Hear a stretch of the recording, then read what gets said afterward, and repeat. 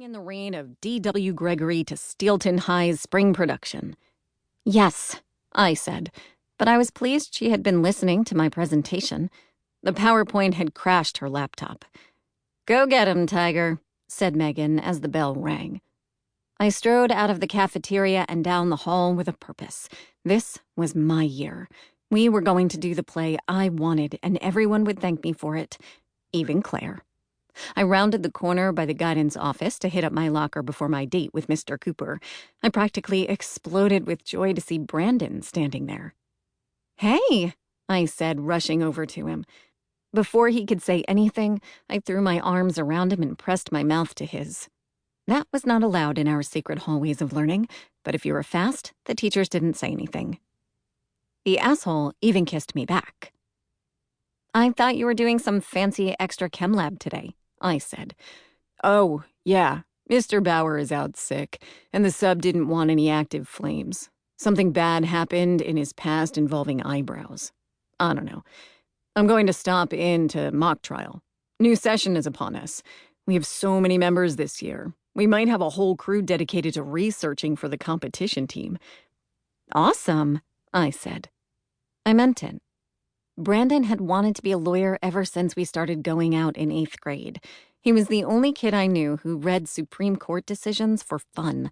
His passion for law stuff kept me going in theater, even when I wanted to try something else like debate or mock trial myself. But Brandon said it was better to stick with one thing. He always said it'd distract him if I branched into his activities.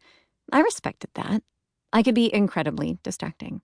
Though I always thought I'd kill it up there in front of a real judge. I'm going to convince Mr. Cooper that we can't have yet another year of almost Maine. "Listen, Raina," he said, putting up his hands. "Can I just stop you right there? I actually need to talk to you." He looked at the floor.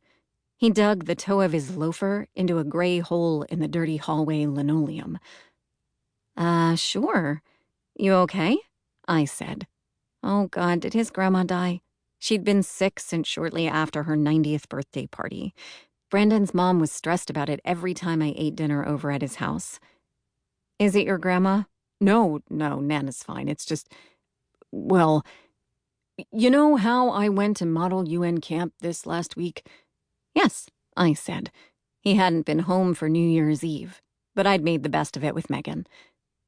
"Well, some stuff happened there I didn't tell you about, because I didn't think it mattered, and because of your Stackhouse show and everything, but now—" He trailed off. Dig went his shoe. Dig, dig. "Stuff? What stuff?" "Ruby, Carol, and I hooked up." His dialogue came out all wrong, rushed, forced, no emotional connection at all. I didn't believe it. "Ruby Carroll, from Model UN," I said. "Yes." "You hooked up," I said. "Yes," he said. "But you were happy to see me. You were really happy to see me just this Sunday," I said. I hadn't been ready to sleep with him until this year. But once we got started, woo boy. Brandon's parents both worked late on Sundays, so we had his house to ourselves, and believe me, I always got a great start to the week over there. "We were safe. I would never—" "You were safe?" I said. My voice bounced off the silver lockers and the diversity mural and the skylight outside the auditorium. "You had sex with her?"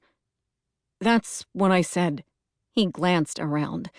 "Maybe you should lower your voice." "No, you— There are a lot of meanings to hooked up, and you can shove my loud voice right up your ass." I stepped toward him, forcing him to back up against my locker. "Why are you telling me this shit in the hallway? Between classes? Before drama period?"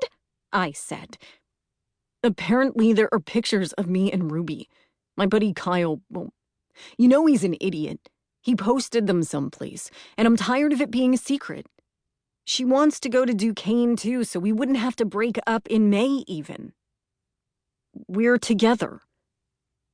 His blocking was all off. The movements were slow, labored, rehearsed. "But we've been..."